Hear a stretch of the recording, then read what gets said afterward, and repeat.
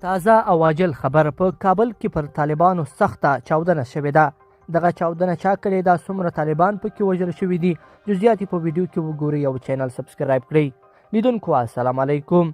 د طالبانو د حکومت د کورنۍ چارو وزارت وایي چې د هغوی په یو رینجر موټر د سړک غاړې ماین چاودېدلی دی. د کورنۍ چارو وزارت ویان قاري سعید خوستی وایي چې په چاودنه کې 2 طالبان ژوبل شوي دي.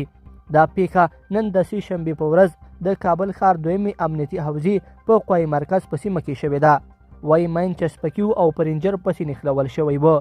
په ټولنیزو رسنیو کې د دغې پیښې ویډیو خپره شوي او ښودل کېږي چې د چاودنې په سیمه کې اور لګېدلی او لوګي ترې پورته کېږي. په تصویرونو کې ښکارېږي چې رینجر موټر هم زیانمن شوی دی. لا د دغه برید مسؤلیت چا په غاړه نه دی اخیستی. دا په تېرو څو ورځو کې 5مه چاودنه ده چې د کابل په ښار کې کېږي. په تېرو چاودنو کې تر ډېره عام خلک وژل شوي او ژوبل شوي دي.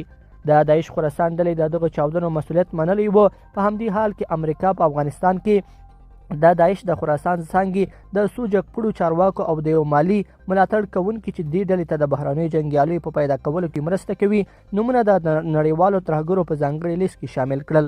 د بهرنیو چارو وزارت په دې ځانګړي لیست کې د داعش خراسان د څانګې د جګپړي مشر ثنا الله غفاري، سلطان عزیز اعظم او مولوي رجب نومونه ور اضافه شوي دي.